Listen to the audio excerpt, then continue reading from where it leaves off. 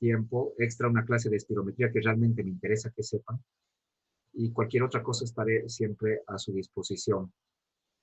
Yo estoy encantadísimo de estar en este tipo de charlas porque es más simple para mí, todo.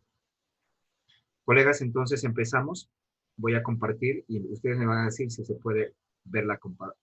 Primero quisiera que alguien me diga si se está, si se está, si se está oyendo bien. ¿Alguno de Sí, ustedes me doctor. puede decir si se está oyendo bien? Sí, Sí, doctor. doctor. Sí, doctor. Perfecto. Se escucha Muy bien. bien. Sí, se escucha bien. Y ahora estoy compartiendo bien. Sí, doctor. Muy Sí, bien. doctor. Está bien. Y Empezamos con las infecciones respiratorias agudas, las famosas IRAS, que son las de vía aérea superior y de vía aérea inferior, como están en este listado, y van desde el sencillo resfriado común hasta lo que nosotros llamamos lo preocupante que puede ser una influenza, que era hasta el año pasado influenza. Acá tengo que actualizar, tengo que poner COVID-19. Mañana les voy a dar la charla sobre lo que he podido colegir de COVID-19. Y creo que es bastante importante contextualizarse para que ustedes tengan conocimiento de algo tan candente.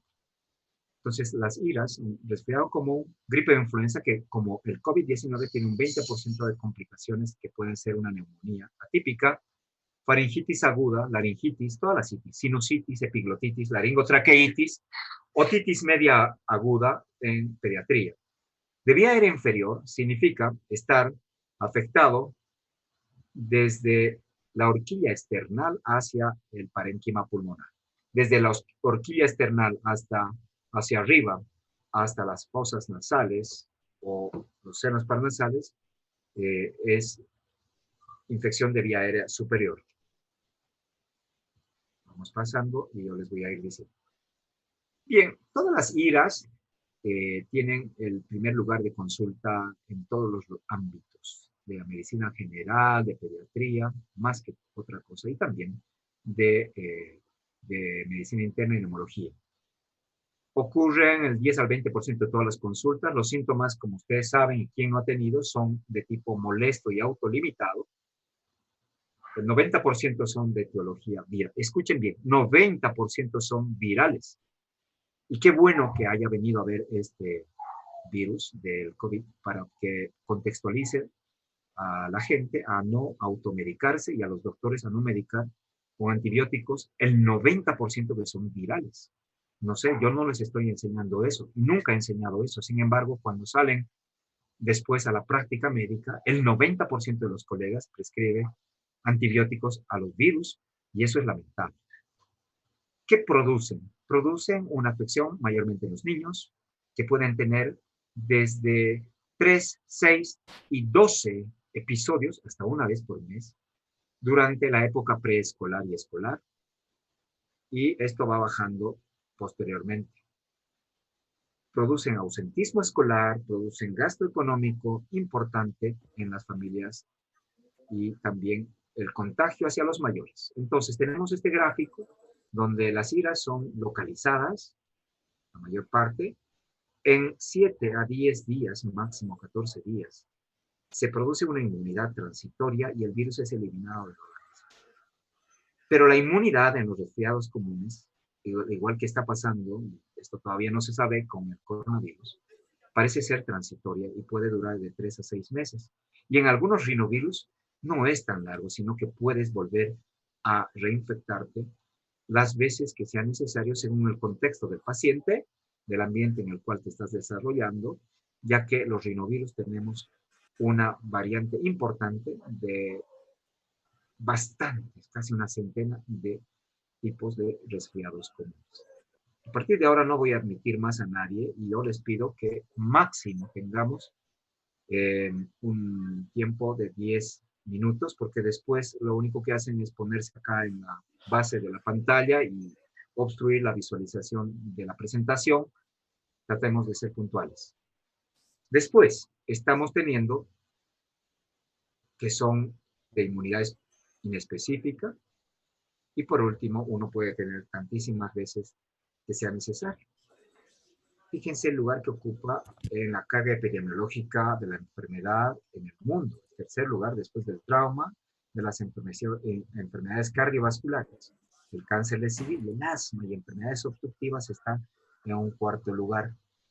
Ahora, ustedes habrán visto cómo las infecciones respiratorias agudas y sobre todo el coronavirus, en un momento de la evolución que fue el anterior mes, ocupó el primer lugar de las afecciones de todo el mundo, en todos los ámbitos, produciendo lo que ustedes están viendo, mayor discapacidad, etc. Entonces, esto es importante mencionar a las mamás de los niños, que es frecuente que ellos tengan resfriados frecuentes y por Dios, no medicarlos, ¿no?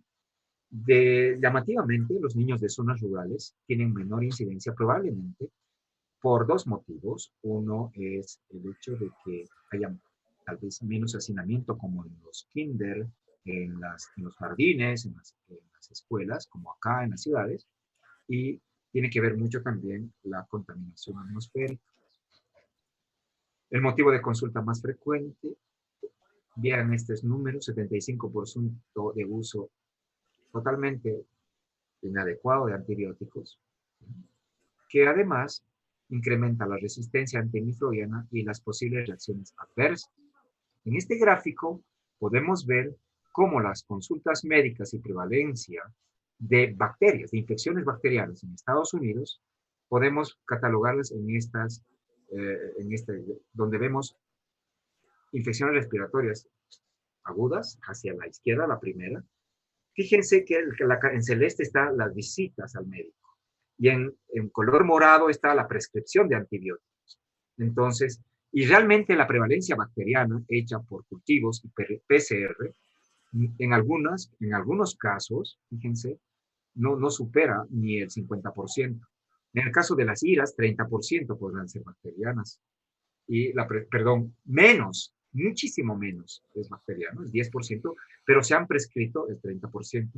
En otitis media aguda es otra situación. Una otitis media aguda habitualmente debe ser medicada con antibióticos. Y acá sí hay una correlación. 76% recibieron antibióticos. La sinusitis, que muchas de ellas son inflamatorias, recibieron antibióticos el 70%, pero ni siquiera 1,000 de estos 25,000 visitas por cada 1,000 habitantes eran sinusitis bacterianas. Faringitis, el síndrome faríngeo agudo, se medicaliza con antibiótico el 62%. Y las bronquitis, que el 90% son virales, casi el 60% son medicalizadas con antibióticos. Seguimos hablando de estos datos que son importantes, ¿ya? Y hablamos del resfriado común. Es una afección frecuente, disminuye con la edad, desde 6 a 12 episodios por año, hasta 2 a 3 episodios por año, produciendo el llamado síndrome catarral, autolimitado y moderado, que generalmente puede ser todo el año, pero en algún aumento de frío que se correlaciona con la multiplicación del rinovirus, le favorece a la réplica viral en las vías respiratorias, sobre todo los niños, donde empiezan a multiplicarse más rápidamente, a replicarse. Y esto de los virus es importante. Ustedes saben bien que los virus permanecen en un estado, digamos, en la comunidad como asintomáticos, en una gran proporción de casos, son los casos asintomáticos, y eso le conviene al virus porque no muere. El virus necesita del ser humano para poder alimentarse, replicarse, y están ahí en estado asintomático en muchos casos, y cuando ellos necesitan hacer daño, entre comillas, empiezan a producir síntomas. Y los resfriados comunes tienen que ver con el inicio de la época fría, ¿ya? De los meses de El compañero creo que está bien, está grabando y el doctor ha hecho. de invierno. A veces también se presentan algunos tipos de rinovirus y otro tipo de virosis, enterovirus, en los Creo que lo voy a meses salir, lluviosos. ¿no? La transmisión, ustedes más que nunca lo han estado viendo, es por las aerosolizaciones de partículas. Mañana lo veremos con el coronavirus. Y lo más importante, ¿no? La autoinoculación a través de fomites o a través de dar la mano Hola. a una persona que esté contagiada y uno se toca con tantísima frecuencia. Dicen que en algunos estudios dicen que nos tocamos más de 100 veces la nariz y la boca y los ojos al día, y otros hablan de más de 1000 veces. Imagínense, esto es variable, pero nos tocamos gran cantidad, inadvertidamente, los ojos, la nariz y la boca, y nos autoinoculamos partículas virales que podrían estar en nuestras manos o más raramente en superficies, como se ha podido demostrar en el caso del coronavirus. Y obviamente estas partículas, a través de las gotitas de saliva suspendidas, micropartículas, pueden ser aerosolizadas al hablar, cantar o simplemente al toser también, ¿no? O al hablar. Al hablar se ha podido ver, qué increíble este estudio del coronavirus, cómo marcando, digamos, con fluoresceína, se ha podido ver que estas micropartículas pueden ser transportadas inclusive de 6 a 8 metros, de una distancia tan lejana, en condiciones de poca ventilación. Y estos son los virus. Rinovirus con 100 tipos y subtipos, ¿no? Que producen del 40 al 80% de estas afecciones virales. Y además tenemos coronavirus, que van a verlo mañana cómo eran los tipos de coronavirus, más de 3 tipos, y ahora estas mutaciones de SARS-CoV-1 y SARS-CoV-2 y MERS, hablaremos variantes del coronavirus. Tenemos la parainfluenza con 4 tipos, el sincitial respiratorio, que también tenemos con 2 tipos, adenovirus 47 tipos, enterovirus, y otros que producen también un 30% de afecciones respiratorias. Fíjense que el coronavirus, esta es una diapositiva, estimados futuros colegas, realizada hace 10 años, les digo con toda honestidad, producía aprox, esto está en Harrison, el 10% de las afecciones llamadas resfriados comunes. Ahora ha mutado y ahí tenemos. En un resfriado común llamado coriza, guarda, ojo, que no estoy hablando de gripe, y esto un médico tiene que saber, porque si no van a estar medicando ivermectina a coronavirus. ¿Por qué? Por ignorancia médica y por facilismo médico y por popularidad. Por lo tanto, no es lo mismo hablar de resfriado común o coriza que hablar de gripe. La gente habla gripe porque confunde, pero un médico no puede hablar de esa situación. ¿Cómo se manifiesta el resfriado común, que es producido por estos virus que yo mencioné? Por rinorrea, obstrucción nasal, puede haber estornudos. Clásicamente hay una odinofagia y fiebre o febrícula que se presenta en 1, 2 o 3 días y que se autolimita. Suele seguir con tos y algo de disfonía. Siguen entrando los doctorcitos y ya no estoy admitiendo. La duración, Dios, pasen un inbox al chat, por favor, de que ya no intenten entrar y que se les va a distribuir porque están perjudicando la clase nada más. Al 75% dura una semana. ¿Ya? Las complicaciones más frecuentes son, vean ustedes, esto como decimos es pregunta de examen, las exacerbaciones de asma en un sujeto atópico, el 80%. Menos del coronavirus. Es increíble, el coronavirus tiene menos receptores AC2 en un sujeto asmático y por eso no hay tanta exacerbación de sujeto ni rinítico ni asmático. Y eso se ha demostrado ya en estudios microscópicos, etc. Y lo que también está por verse si la medicación, me refiero a los corticoides inhalados, tópicos, inhalados con aerocámara para el asma, tendrán algo que ver. Eso se está estudiando en que haya menor cantidad de receptores AC2 para el coronavirus. Pero otros virus, como el rinovirus, 80% exacerban los asmas. Las complicaciones de infecciones bacterianas, la más frecuente es la otitis media aguda, ¿no? Un niño que esté resfriado y al tercer día empieza con otalgia, fiebre, malestar general, ese niño, al revisar el conducto auditivo externo y revisar la membrana timpánica, si tiene congestión, debe ser medicado con antibióticos, porque es la complicación más frecuente. Igualmente, cuando el paciente tenga, ahorita vamos a entrar a ver sinusitis presuntamente bacteriana, que se presenta de un 0,5 al 2%, también debería ser medicado con antibióticos. Neumonía, ¿se podrá dar? Sí, se puede dar.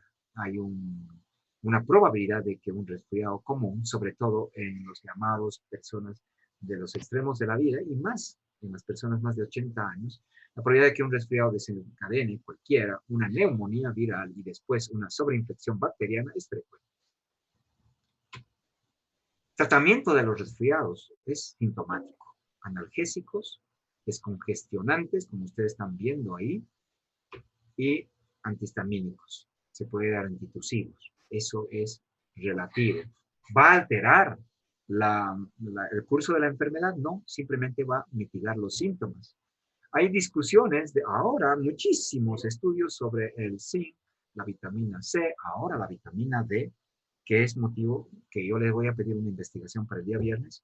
Rol de la vitamina D en la inmunidad de las infecciones respiratorias agudas y sobre el coronavirus. Hay bastante descrito al respecto. El síndrome de Rayet tiene que ver con algo descrito con la gripe B, que ahorita vamos a entrar a ver lo que es la influenza. Y está ligado clásicamente a la administración simultánea de aspirina y influenza tipo B. Y no sé de dónde está saliendo medicación, obviamente que no tiene nada que ver con prescripciones médicas serias, de aspirina como tratamiento de base para el coronavirus. Cuidado con este síndrome de Rayet, que no se sabe muy bien cuál es la patogenia, pero sí que da un gran porcentaje de mortalidad. Antes era 40%, hasta actualmente es del 10%. Se va a ir viendo qué es lo que pasa ahora, y por eso tenemos que enrolarnos en estudios. Lo que menos hacemos los colegas, porque somos asistenciólogos y la salud ha sido vilipendiada y ahora humillada por todos, todos se creen médicos y coronavirólogos, y como si hubieran visto una neumonía en su vida, hablan del de dímeros y a mí me causa desde risa hasta hilaridad hasta indignación. Y eso les va a pasar a ustedes. Pero ojo, la asociación de aspirina más un resfrío común puede dar este síndrome de Rayet que tiene un 10% de mortalidad porque produce una elevación, una hepatitis con hiperamonemia, hipoglucemia, elevación de las transaminasas, ¿ya? Con trastornos del sistema nervioso central y un coma hepático. ¿Ya? Entonces hay que tener mucho cuidado con esta asociación. Actualmente se sabe que los pacientes que tienen influenza no deben ser medicados con aspirina por este riesgo. La prevención, lavado de manos, mañana insistiremos en esto, ¿no es así? Prevenir el enfriamiento es una cosa que está entre puntos suspensivos. Yo pondría en nuestro medio, prevenir siempre vías aéreas superiores. Sobre todo esta época en Cochabamba era terrible la contaminación atmosférica. Esta temporada la contaminación ha bajado casi a cero.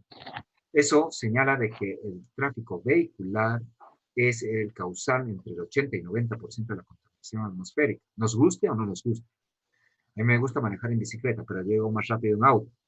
Y bueno, y todos ven la rapidez, pero el costo que está haciendo en el impacto que está produciendo en la atmósfera se ve luego en la asociación que existe entre contaminación atmosférica e incremento de los IRAS en épocas, sobre todo en Cochabamba, invernales. Desde esta época empezaban a haber un cruce de información bien documentado por varias instituciones e investigadores, donde los contaminantes atmosféricos más frecuentes, ¿ya?, monitorizados históricamente y en el tiempo, correlacionaban con un incremento de las IRAS en las semanas epidemiológicas, justamente donde se acumula más el smog cochabambino por el fenómeno de llamado de inversión térmica, en una capa fría, que hace que el aire y el smog que se produce por la actividad humana no se movilice por la ausencia de vientos, por la conformación orográfica cochabambina y por esta capa fría que se presenta en estos meses, haciendo de que respiremos este smog más frecuentemente durante toda la mañana y los síntomas aumentan. De hecho, muchos de ustedes han debido tener obstrucción nasal, si son atópicos, aumento de rinitis, han debido asustar porque puede ser coronavirus. De hecho, se sabe muy bien que hay una correlación de contaminación atmosférica, también el hacinamiento y las virosis.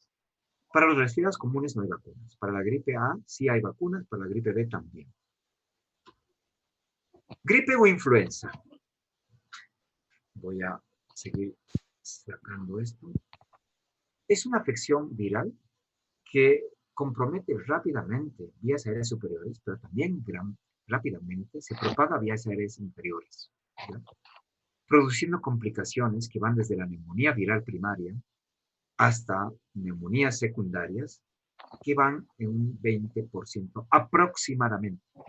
Y la mortalidad está en personas llamadas de alto riesgo, que son las personas que se ha hablado mucho de esto, se habla mucho de memoria, con comorbilidades y edades extremas de la vida.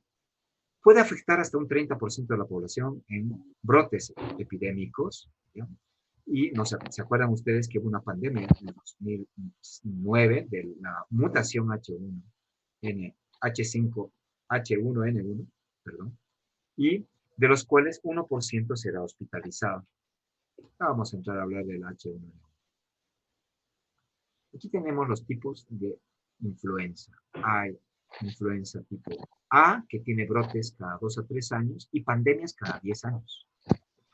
Influencias tipo B, ¿ya? El tipo llamada de Victoria, brotes epidémicos esporádicos, localizados, que se dan cada 4 a 6 años, y no han impactado tanto, pero desde que se está monitorizando en el mundo la influenza tipo B, se está viendo que sí está produciendo conjuntamente la influenza tipo A, brotes en épocas no necesariamente invernales, sino más bien estivales y quizá de verano, brotes de influenza tipo B. Por eso las vacunas ahora vienen con lo que se llama componente tetravalente. Ahora voy a entrar a eso. Y hay la influenza tipo C que produce rara vez compromiso. Bueno, esta es la partícula viral de la influenza, que es un virus, al igual que el coronavirus RNA, que tiene de 80 a 120 micrones de diámetro, y en su cápsula tiene las particularidades más importantes de la misma. 2 tipos de componentes proteicos, uno de ellos que le va a dar antigenicidad y otro que le va a dar virulencia propiamente dicho. La antigenicidad está dada por la partícula hemaglutinina, que en el humano es de H1, H2 y H3, que le permite a este virus fijarse en el epitelio de la vía aérea superior. Y la partícula que le permite al virus liberarse y propagarse, multiplicarse, replicarse a lo largo de todo el epitelio de la vía aérea, llegar hasta el pulmón inclusive, son la neuraminidasa, que en el humano es N1N2, pero ya van a ver que ha habido algunos cambios desde el brote. Siguen entrando las personas. El antígeno H-hemaglutinina fija el virus a la pared del epitelio. Las vacunas justamente van a producir justamente anticuerpos contra la hemaglutinina. La neuraminidasa es la que le da la virulencia, y los medicamentos, el oseltamivir, el famoso Tamiflu o Oselta actualmente, está basado juntamente en su actividad antineuraminidasa. Fíjense ustedes en el reino animal la cantidad de influenza A que puede haber en aves, casi todas. Muchas de ellas son de tipo doméstico, patos, gallinas. También hay otros animales de estirpe marina, focas, cerdos. Ya hemos visto el H1, H2 y H3 solamente en humanos. Y equinos también tiene el H7 y H1. Y la partícula neuraminidasa hay en todas las aves, hay en los cerdos. En el humano, fíjense que hay H1, N2 y N8. Y en los equinos, N7. Es decir, que continuamente los reservorios pueden ser el humano, pero también animales. ¿Podremos intercambiar? Sí, se intercambia entre especies. Y cuando cambia o hay una transferencia del virus de los animales hacia el humano, se presentan, caramba, siguen entrando. Y la recomendación para la próxima es que por favor ya no insistan en entrar demasiado, ¿no? Me obstruyen la presentación. Los brotes, entonces, ocurren anualmente y estamos en la temporada de brote. No sé qué sucede, y esto es una situación de investigación que la voy a revisar, y también les pido a ustedes, colegas futuros, que revisen por qué hay esta, entre comillas, territorialidad de los virus ¿En qué sentido? De que cuando está aumentando el virus de la influenza A, el virus de la influenza B disminuye. Si está aumentando el virus de la influenza AH3N2, el virus de la influenza H1N1 baja y viceversa. Y en Santa Cruz ya teníamos como 200 casos y habían una decena de muertos en febrero, cuando empezó el brote del coronavirus, y ha bajado la incidencia de la influenza y solamente se reportan COVID. Insisto, ¿será que hay territorialidad? Muy pocas veces se ha documentado coinfección de influenza con coronavirus. Sin embargo, ante la duda, nosotros tenemos que actuar responsablemente inmunizando con la vacuna que sí se sabe que existe y que hay que inmunizar anualmente, sobre todo a personas, entre comillas, de riesgo. Ahí entra personal de salud anualmente, 4 semanas antes de que empiece el invierno. Las pandemias hemos mencionado que ocurren cada 10 a 15 años. El origen de las cepas ya hemos mencionado, sus diferencias. Y estas recomendaciones genéticas entre virus gripales y humanos con reservorio de animales pueden dar inicio a las famosas pandemias, como la que ocurrió con la famosa pandemia de H1N1, que era de origen porcino. Perdón. Aquí vemos justamente que todas estas partículas están en las aves. Manipular las aves es un factor de riesgo. Meterse con animalitos marinos, como han visto ustedes con los, bueno, en este caso murciélagos, pero con huésped intermediario, probablemente serpientes, probablemente civetas, probablemente el pangolín en China, es una de las teorías que ha producido justamente accidentalmente o no una transferencia al humano, una zoonosis. Esto va sucediendo también con los diferentes partículas virales del reino animal o el humano. Acuérdense de esta pandemia, la gripe española H1N1, que mató a 15, 20 millones de personas, ojo, ¿no? Y una mortalidad tuvo 20%, increíble, mató más que la Primera Guerra Mundial. Y esto que ustedes ven acá, a mí me llamó mucho la atención, este hospital español, y realmente ahora en IFEMA, donde estuve el año pasado en el Congreso de la European Respiratory Society, que es un complejo 10 veces más que la feria, o más veces más que la feria que tenemos en Cochabamba para actividades de conferencias, etc., fue convertido en hospital para casos leves y moderados, para aislamiento, ante la ausencia de camas hace 2 meses. La gripe asiática H2N2 mató a 2 millones. La gripe de Hong Kong H3N2 mató también a casi cerca de 1 millón de personas. Entonces, todo está en estas partículas virales, que ahora también está pasando con el spike del coronavirus y con el receptor del epitelio ACE1, ACE2. ¿Qué pasa? Hay variaciones antigénicas llamadas menores, que son cambios puntuales en el ácido nucleico, donde las cepas se cruzan en la hemaglutinina, produciendo, digamos, las epidemias. Y por eso es que no hay una inmunización definitiva, sino cada año tenemos que ir monitorizando e inmunizándonos de acuerdo a dónde hubo el brote más importante reportado por la CDC, y de acuerdo a eso se fabrican las vacunas. Y una variación mayor, intercambio de segmentos de genomas de diferentes virus, donde estos shifts producen justamente las posibles pandemias, variación antigénica mayor. Esto ocurre con la influenza.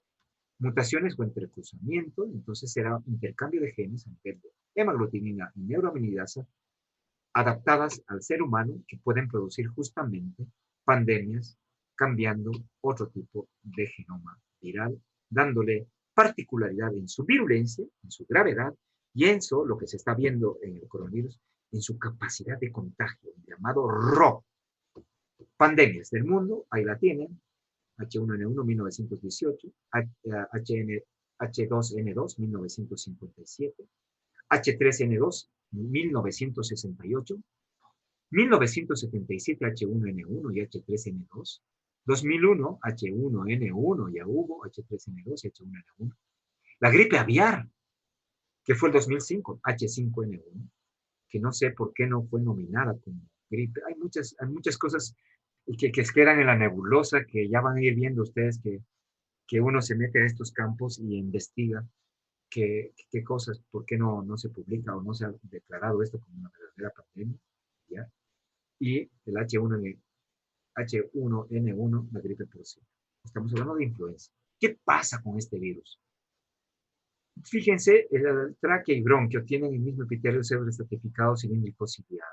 Cuando tú eres infectado por el virus de la influenza, llega a haber tal cantidad de compromiso del epitelio que produce un esfacelamiento y una denudación de la mucosa. Y fíjense cómo a la izquierda y abajo está el epitelio denudado, prácticamente sin los cilios.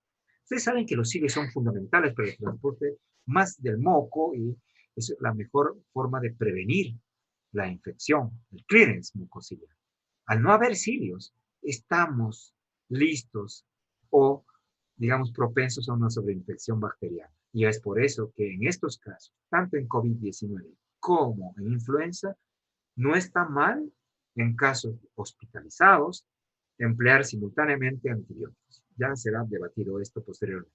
7 días después de la infección empiezan un poco a regenerarse, pero esto dura mucho tiempo, siempre y cuando no se haya complicado con una neumonía viral primaria. ¿Y cómo es la clínica de una influenza? A diferencia de un resfriado común, la postración y la fiebre elevada súbita son los síntomas prominentes. Una persona que rápidamente levanta fiebre, mientras más alta, más viral es, 39, 40 grados, con un periodo de incubación que suele ser de 2 a 3 días máximo, con cefalea y postración. La persona no puede ir al colegio, no puede ir a trabajar, no va a la universidad. Eso es influenza en periodo de semana epidemiológica ya habitual en Cochabamba, donde ya se han declarado los primeros casos. Eso es influenza hasta que no se demuestre lo contrario. Muy pocos síntomas de flujo nasal, odinofagia, ¿me entienden? Muy poco prurito, no hay tanto de eso. Se presenta, pero no en la intensidad de un resfriado común. Por lo tanto, también está frecuente las artromialgias y también un porcentaje que varía del 10 al 20%, suelen haber síntomas digestivos, donde hay dolor abdominal, vómitos y diarrea. ¿Cuáles son los síntomas de alarma en la influenza? Bueno, una enfermedad bifásica, ¿qué significa? Que tuvo 3 días, ¿no es así? Bajó la fiebre y después a la semana o después de los 5 días vuelve a levantar fiebre y síntomas de malestar, tos y disnea. Fiebre persistente, más allá de 5 días, tos y disnea, de hecho, tos productiva, intensa, en la clínica, y si esto se asocia a leucocitosis, eritrosedimentación más de 50 a la primera hora, y unas reactantes de fase aguda como la PCR, cualitativamente positiva, estamos hablando de la probabilidad de una sobreinfección bacteriana o que esté yendo hacia una neumonía viral primaria. Esto quería mostrarles porque es importante hablar de qué son las fases de pandemia, ¿no? Pandemia es cuando la propagación humano a humano es en más de 2 continentes importante, ¿ya? Y hay 3 fases en las pandemias. La primera fase, que es el del reservorio, pasó del brote animal al humano, cuando empiezan los primeros casos en el humano, brotes inicialmente comunitarios, y ya cuando la transmisión es sostenida, actualmente estamos pasando a una fase 4 del coronavirus en el humano, ¿no? Y entraremos a la infección diseminada, donde el 60% de la población esté con pruebas positivas para el COVID. No todos van a morir, ojo, 80% las pasan como un resfriado común, ¿ya? Entraremos a la fase 5 y 6, después entraremos al post-pico. Caballeros, estamos en fase 4, empezando el pico, pero no estoy hablando de la influenza, estoy hablando del coronavirus, pero esto es importante tenerlo en la cabezota, porque si no, cualquier periodista te puede tomar el pelo y cualquier político también, donde dice que estamos bien. Forma clásica de la influ, forma fulminante que nos pasó en 3 oportunidades. He sido partícipe y sobreviviente del 2009, 2014, 2016, donde fue tremendo brotes de H1N1 y hace 2 años de H3N2. ¿Por qué en Santa Cruz es más? Porque se diagnostica más, porque se trabaja más. Que les quede claro. Una vez cerramos el hospital, 2016, del hospital de la Caja Petrolera, porque teníamos casos diagnosticados por mi persona y muchos colegas de influenza, H1N1, y van a creer que los periodistas se fueron al hospital y mismo las autoridades dijeron que había un brote de infección de influenza en el hospital Seto, como si fuera una infección bacteriana, y lo que no sabían era que nosotros estábamos actuando maravillosamente bien, cerramos el hospital, y los otros hospitales estaban con brotes donde sus pacientes estaban muriendo. Después cayeron en cuenta y recién, bueno, eso es ignorancia médica. Y creo que con esto, yo estoy ahora presidiendo la Sociedad Boliviana de Neumología y parte de múltiples funciones que estoy haciendo es hacer un proyecto para que tengamos un programa nacional de IRAS, porque con 3 objetivos. 1, diagnóstico de IRAS, tener una cantidad importante de pruebas de diagnóstico, no solo el COVID, hablar de influenza y hablar de otros virus también, que son importantes, el respiratorio, por ejemplo. ¿Ya? Hacer diagnósticos diferenciales con las biomarcadores, me refiero a la procalcitonina, que es un marcador importante que te permite dirimir si puede ser o es infección bacteriana o viral, y evitar el abuso de antibióticos. Y ahora de ivermectina. Y la tercera forma de presentación es la influenza complicada con infección bacteriana secundaria. ¿Y por qué gérmenes? Bueno, aquí hay 2 tipos de neumonía.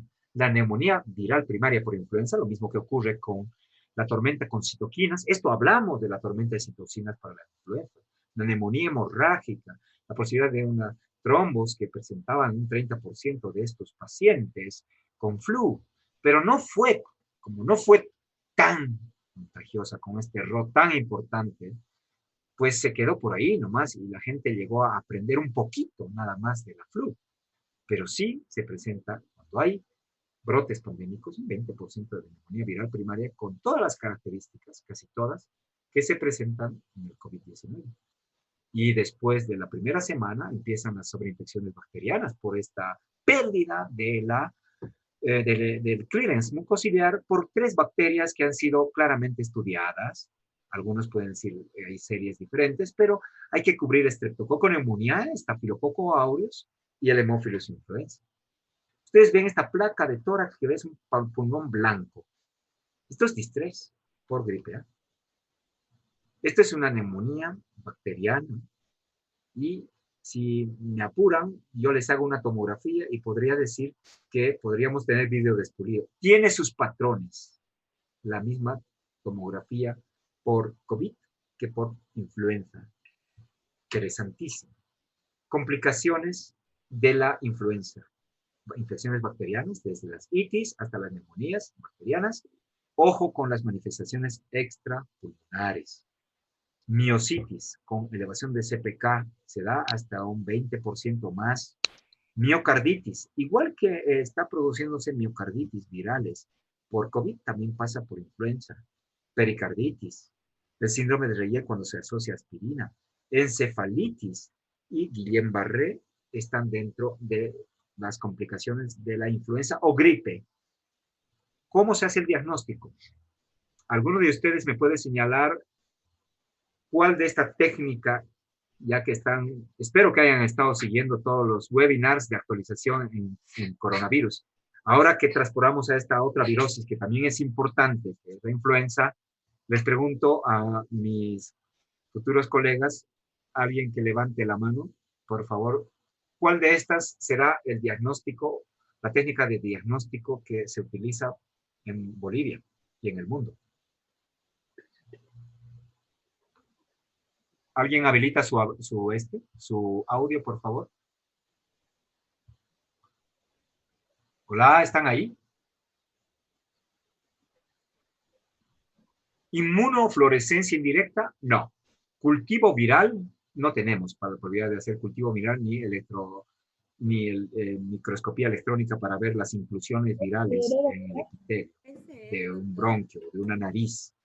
Técnicas moleculares, la amplificación en cadena polimerasa en tiempo real, correcto, hay alguien ha rayado, y ese es el diagnóstico, por hisopado nasofaríngeo, ¿ok? Por hisopado nasofaríngeo. Esta prueba es la misma que utiliza para coronavirus, se utiliza para la gripe. Técnicas serológicas, ya saben que solamente son después de la primera semana que determina IgG y IgM, y las pruebas rápidas que tienen baja sensibilidad y que se puede utilizar en el contexto de una pandemia, lo mismo que estamos pidiendo para el coronavirus. Ok.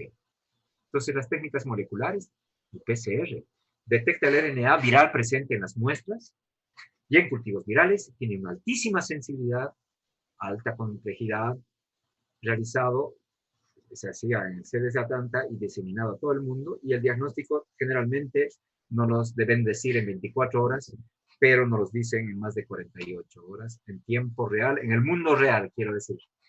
¿El tratamiento de la influenza será asintomático? Claro que sí. Trataremos la fiebre con antipiréticos, evitar aspirina. Si está congestionada la nariz, le puedo dar un descongestionante, hidratarlo al paciente, evitar drogas sedantes, y el tratamiento se basa en dar un antineuraminidasa, que es el que evita que se propague el virus. Si no te vacunaste y empiezas con síntomas, tienes la suerte de hacerte una PCR para influenza y te dicen que es positivo para H3N2, toma un fármaco antineuraminidasa en las primeras 72 horas y te va a ir muy bien en el 80% a 90% de los casos. Y ahí tenemos los antivirales oseltamivir y zanamivir, por si acaso. Hay otros antivirales que han generado mucha resistencia, que son los adamantanos, amantadina, rimantadina, los adamantanos, que bloquean un canal, un canal que se llama M2, para que no haya réplica viral. ¿Ya? Esto, que tenemos el clásico antifludez, digamos, ¿no? O el clásico, se me ha ido el nombrecito, que ya estoy con tanto otro fármaco, que es la rimantadina, por si acaso. En nuestro medio todavía no hay tanta resistencia y se puede usar, sobre todo en casos leves. Sobre el específico es usar un antineuraminidasa. Y hay varios. Eso es lo bueno. Aquí tenemos las drogas antivirales, amantadina, rimantadina. Para la influenza A, deben ser tomadas en las primeras 48 a 72 horas, reducen el 50% de los síntomas y previenen el 70% de la enfermedad. La dosis aquí están, la tienen. Amantadina 5 miligramos kilo peso en 2 dosis. O 200 miligramos cada 12 horas si la persona pesa más de 40 kilos. De los clásicos y los buenos anti-influenza, tenemos el zanamivir y el oseltamivir. El zanamivir, que viene en polvo seco para inhalar, como las partículas para el control de asma y la EPOC. El Relenza tiene partículas por cada inhalación de 10 miligramos de zanamivir, que se utiliza 2 veces al día por 5 días, y hay que usar tempranamente, como todo buen antiviral. Si es más temprano, te va mejor. Y el mejor de todos, para mí, que tanto sirve para la influenza A y B, es el oseltamivir, no para mí, para todos. Y afortunadamente ya tenemos en el mercado, y bueno, está liberado, y son recomendaciones también de expertos de Norteamérica, y también, ¿por qué no, de Europa? Cuando hay brote comunitario, el tratamiento de las neumonías comunitarias siempre es empírico, y acá también se puede usar hasta que lleguen los resultados de los oseltamivir. Y se utiliza también en niños, aquí dicen mayores de 18 años, la dosis es diferente. Cápsulas de 75 miligramos cada 12 horas por 5 días. Durante las primeras 48 horas es el mejor de los efectos. Ya para terminar voy a hablar de la vacuna, y espero que la mayor parte de ustedes se inmunice, porque realmente, bueno, podemos discutirlo después, pero yo creo que es la mejor forma de prevenir, y que nuestra ente matriz, espero que no sean iconoclastas y que rompan todo lo que significa los estamentos de nuestro método científico y lo que recomienda la Organización Mundial de la Salud, indica que la vacuna de la influenza está recomendada, ojalá para todas las personas, pero por lo menos para las personas de riesgo. ¿De riesgo quiénes? las personas más de 65 años y que tengan comorbilidades. Comorbilidades como asma, como EPOC, como diabetes, como enfermedades cardiovasculares. El personal de salud, ahora les voy a pasar a ver cuáles son los grupos en priorización. La vacuna debe ser anual porque hay cambios, estos shifts que ocurren y ya no es la misma y no te inmuniza en el mismo porcentaje para el subsiguiente año. La vía es intramuscular en el deltoides. La protección no es del 100%, es del 70-90%. Se puede hablar de una protección siendo lo más bajo posible. Habla del 70%, porque estimula la producción de anticuerpos contra esta partícula que se fija en el epitelio de la vía respiratoria, la hemaglutinina. Grupos que deberían vacunarse. Personas de alto riesgo de complicaciones, mayores de 65 años, los viejitos que están en asilos, los adultos y niños con enfermedades cardiopulmonares crónicas, incluye asma, los adultos y niños que requieren tratamiento médico continuo, diabéticos, insulino requirientes, hemoglobinopatías, pacientes que van a diálisis, que es VIH o están inmunosuprimidos trasplantados o por enfermedades autoinmunes que reciben tratamientos con anticuerpos monoclonales o quizá con corticoides o ahorradores de corticoides, mujeres que se encuentran entre el segundo y tercer trimestre del embarazo durante el invierno. Sí, grupo 1. Grupo 2, personas como yo, entre 50 y 65 años de edad. Grupo 3, como yo, médico, enfermeras y alumnos que van al hospital, yo les recomendaba siempre, personas de elevado riesgo de transmisión del virus. Y grupo 4, todas las personas, ¿no? Incluidos los niños de más de 6 meses. La ACIP, que es una asociación de inmunización internacional, recomienda para disminuir la circulación del virus, agarrar y vacunar a todos estos 4 grupos. Es decir, pero bueno, eso depende de los recursos de cada país. Y ahí está nuestra clásica N95, descartable, después de 40 horas de uso. Y si me preguntan, doctor, ¿sigue usando su N95? La tengo guardadita y sé cómo esterilizar. Ya les voy a decir.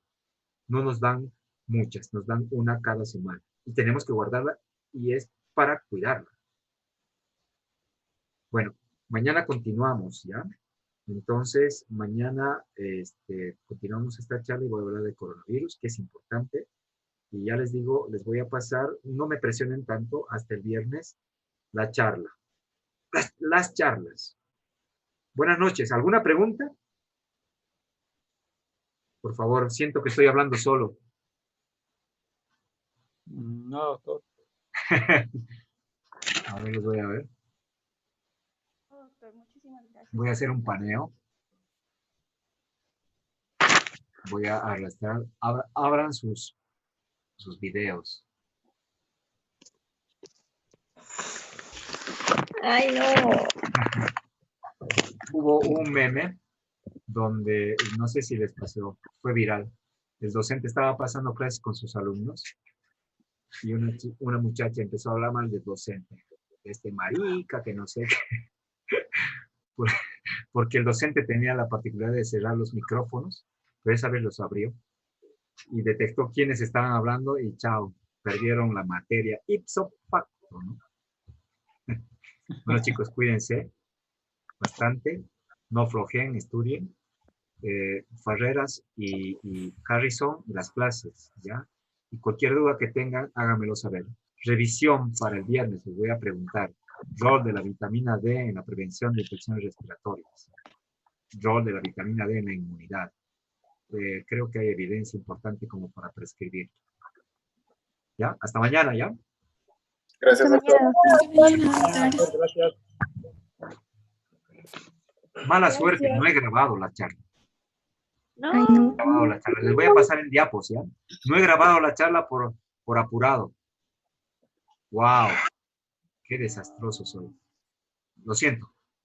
Les paso en diapos, ¿ya? Ya, doctor, está bien. Listo, doctor, gracias. Gracias, doctor. Hasta luego. Chao, Hasta luego, chicos. Gracias, doctor. Hasta luego. Gracias. Chao, buenas. Hasta luego, doctor. Chao. Qué desastre, vieja.